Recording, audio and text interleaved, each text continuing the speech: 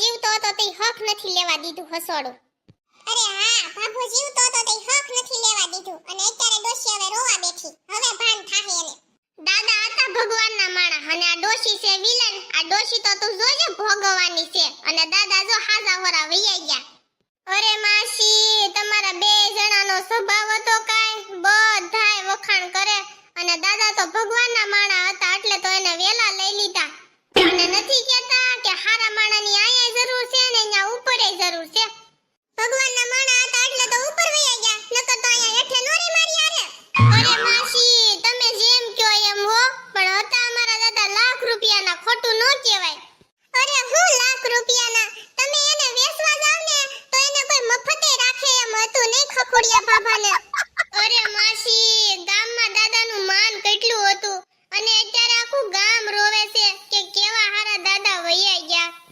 ગામનાને ક્યાં ખબર હોય કે આ ભાભો દેશી બોટલી ક્યારેક ક્યારેક કેટલી ઉલાળી જાતો ઈ અને પી પીને મને ગાળું કેટલી દેતો એમ.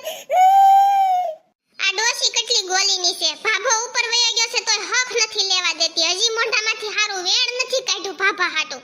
ઈ તો હવે હોના હાથમાં જાહે ને તઈ ડોશી હથરી પડશે, ત્યાં સુધી નહીં પડે. હા, જોને એની વહુ પાછળ બેઠી બેઠી પટુડા પાડે તાળી. અરે ઈ તો બહુ ગોલી છે. આ ડોશીનું કાંઈ ડાળ્યું ન થવા દેવાની જો. અરે માસી, તમે એવું કેમ બોલો છો? પણ દાદાજી હતા બહુ ભલા માણા હો. હા, એટલે એવું લાગે છે કે તમારું કોઈનું બૂસ નહીં માર્યું હોય દાદાએ, એટલે તમને બધાયને તમારા દાદા બહુ હારા લાગે છે. અરે કાંતુમાં, પણ ઈ તો કયો દાદાને થયું હું? અરે તમારા દાદાને કાંઈ નથી થયું, ઈ તો મરી ગયા. અરે કાંતુમાં, પણ અમે તો એમ કેવી છે કે દાદા કઈ બીમાર રહેતા હતા. અરે તમારા દાદાને બીમારી તો કાંઈ નથી, પણ તમારા દાદા બીમારી વાહે પડી ગયા હતા.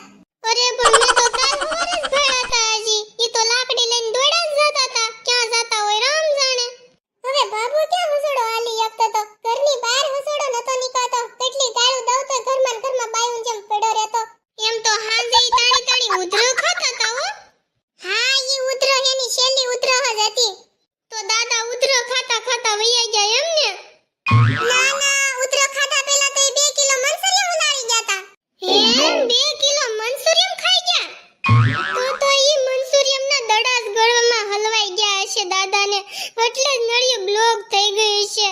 ના ના, આની પહેલા હુમલો આવ્યો ને ત્યારે તો એને 5 ઇંચની નળી મૂકેલી છે શરીરમાં, તો આવા નાના એવા દડા થોડા હલવાય ઈ નળીમાં. એટલે દાદાએ મનસુરિયમ ખાધા પછી પાણી પીધું તું?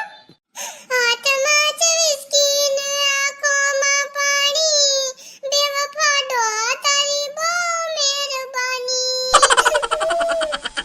એટલે દાદાજી દારૂ પી ગયા તા એમ ને છેલ્લે છેલ્લે? ઓલી સુસ્લી હો એટલા બધા માથા પસાડે છે પાછળ બેઠી બેઠી ક્યારની. એટલું તો આ ડોશીને કઈ દુખ નથી થાતું. ક્યારના ડોશી નાખમાં જળજળિયા ભર્યા છે પણ એક ટીપું હેઠું નથી પડ્યું હસોડું. અરે માય ગઈ ડોશી ને માય ગયો ભાભો, હાલ હવે આપણે સીતારામ કરીને ઘર ભેગા થાવી.